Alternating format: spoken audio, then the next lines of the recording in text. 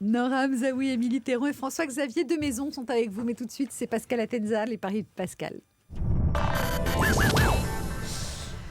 Alors Pascal, il y a déjà des infos qui marquent 2016. Oui, par exemple, on apprend que 2 blaireaux ont mis en retard de plus de 5 heures le TGV Paris-Toulouse. Alors je précise que les 2 blaireaux sont vraiment les animaux et pas 2 syndicalistes de la SNCF. Oh. Oui, souvent on les appelle de la même façon, il fallait donc préciser, c'est fait. Autre info, Gérard Rolls, qui ne fait plus grand-chose à la télé, ne présente plus non plus le Paris-Dakar en ce début d'année. Bon, du coup maintenant c'est sûr, il va vraiment faire sa traversée du désert. Le Paris-Dakar qui ne part plus de Paris, vous le savez, qu'il n'arrive plus à Dakar. Il n'y a que Jean-Marie Le Pen qui aimerait que ce soit toujours le Paris-Dakar. Ah ben renvoyer des gens à Dakar, c'est ce qu'il préfère. Dans la course, le Paris-Dakar, ce qu'il aime, c'est uniquement l'aller, il faut le savoir.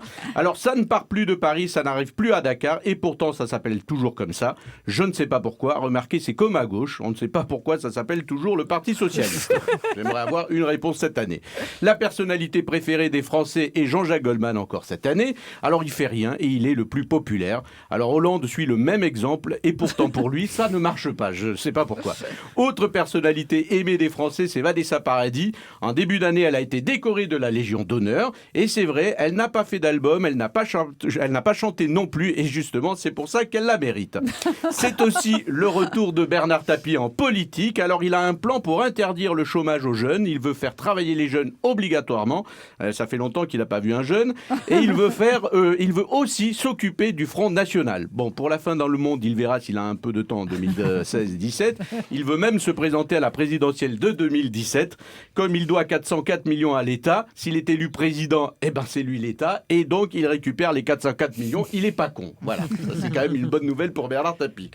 En ce début d'année 2016, on peut parier sur ce Français qui a été choisi par la NASA. Oui, on peut être fier également. Il va vivre comme sur la planète Mars. C'est une simulation. Il va être enfermé avec d'autres astronautes de différentes nationalités pendant 2 ans.